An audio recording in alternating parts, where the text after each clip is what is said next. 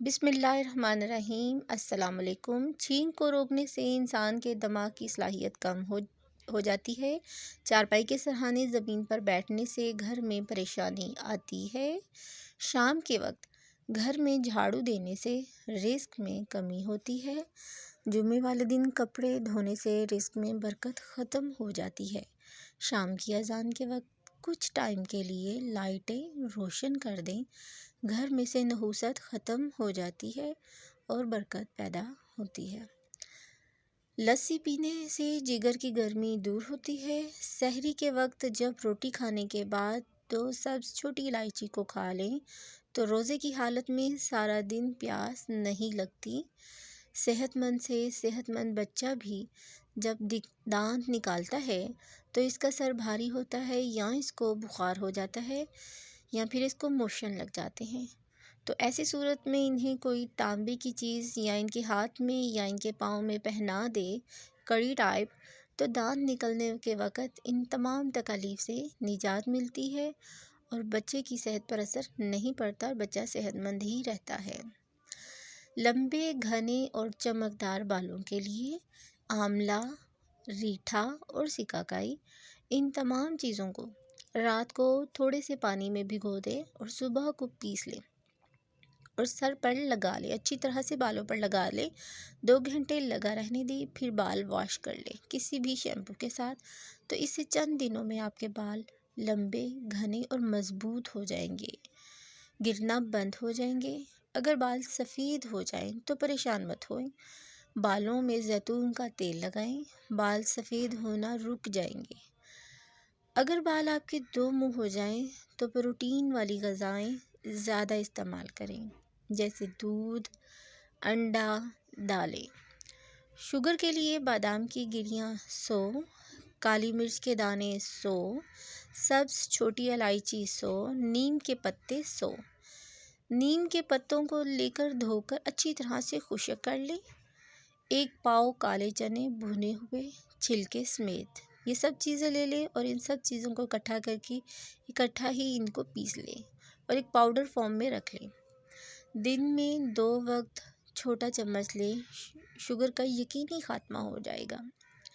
बालों को चमकदार और घना बनाने के लिए यूँ तो बहुत से टोटके हैं। इन्हें धोने के बाद अगर कच्चे नारियल का पानी भी लगाएं तो बाल बहुत घने होते हैं। 1 खाने का चम्मच मेहंदी, 1 खाने का चम्मच एलोवेरा जेल और सरसों का तेल, इसमें 1 अंडा और आधा चाय का चम्मच लीमू का रस शामिल कर दें। फिर इसे बालों में लगाकर कुछ घंटों के लिए कपड़ा लपेटकर छोड़ दें। इसके बाद अपने सर के जो बाल हैं ना, बाल अच्छी तरह से वॉश कर लें, बालों का रूखापन ख़त्म हो जाएगा और बाल घने और चमकदार हो जाएंगे। कासनी और कलवंजी के बीच हम वज़न लेकर इनमें से अच्छी तरह से पत्थर कंकड़ साफ़ कर लें। अब आधा चम्मच इनको पीस के रख लें। फिर अब आधा चम्मच सुबह, आधा चम्मच शाम को इस्तेमाल करें। इसको खाने से कोई भी बीमारी आपके नज़दीक नहीं आएगी और बहुत सी बीमारियां, अगर आपको कोई जोड़ों का दर्द है, इसाबी थकन वगैरह या कुछ भी हो जाता है तो वो ख़त्म हो जाएगी। प्याज काट कर इस पर लीमू निचोड़ कर खाने के साथ खाएं, इससे हाजमा दुरुस्त रहेगा और खट्टे डकार नहीं आएंगे, सीने की जलन भी नहीं होगी।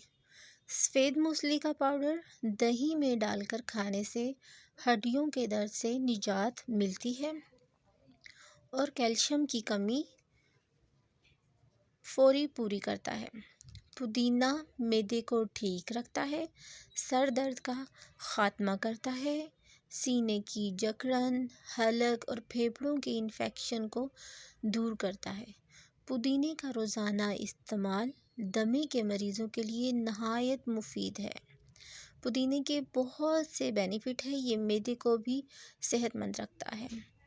मसवाक करने से खाना हज़म होता है, नज़र तेज़ होती है, बुढ़ापा देर से आता है, सर की रोगों को सुकून मिलता है, बलगम ख़त्म होता है, अकल बढ़ती है।